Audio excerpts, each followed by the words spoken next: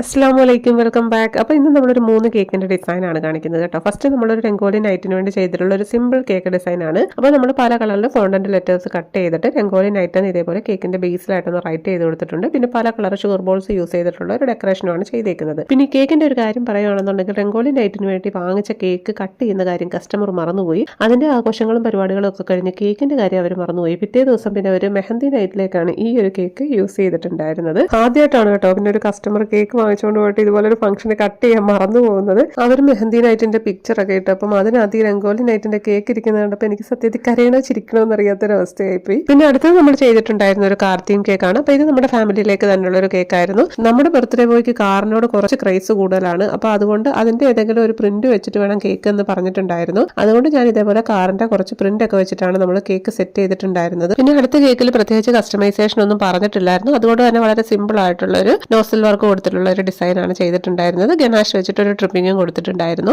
പിന്നെ നമ്മുടെ master piece item കുറച്ച് ഷുഗർ ബോൾസ് ഒക്കെ ഇട്ട് കൊടുത്തിട്ടാണ് നമ്മൾ കേക്ക് ഫിനിഷ് ചെയ്തെടുത്തത്. അപ്പോൾ ഇത്രയേ ഉള്ളൂ ഇന്നത്തെ കേക്ക് ഡിസൈൻ. ഇതിൽ ഏത് ഡിസൈനാണ് നിങ്ങൾക്ക് ഏറ്റവും ഇഷ്ടപ്പെട്ടത് എന്നുള്ളത് നിങ്ങൾ കമന്റ് ചെയ്യുക. അതേപോലെ തന്നെ നിങ്ങളുടെ ബേക്കിംഗ് ജേർണിയിൽ ഇതേപോലെ ഏതെങ്കിലും കസ്റ്റമർ കേക്ക് വാങ്ങിക്കൊണ്ട് പോയിട്ട് കട്ട് ചെയ്യാൻ മറന്നുപോയ അനുഭവങ്ങളുണ്ടെങ്കിൽ അതും കൂടി ഒന്ന് ഷെയർ ആക്കണേ. കാരണം എനിക്ക് അങ്ങനെയെങ്കിലും ആശ്വസിക്കാമല്ലോ, എനിക്കൊരു കൂട്ടുണ്ടെന്നുള്ളത്. അപ്പോൾ നമ്മുടെ വീഡിയോസ് ഒക്കെ ഇഷ്ടപ്പെടുന്നുണ്ടെങ്കിൽ ചാനൽ ഒന്ന് ഫോളോ ചെയ്ത് സപ്പോർട്ട് ചെയ്യണേ. ഇൻഷാല്ലാ നല്ലൊരു വീഡിയോ ആയിട്ട് വീണ്ടും കാണാം. Thank you for watching.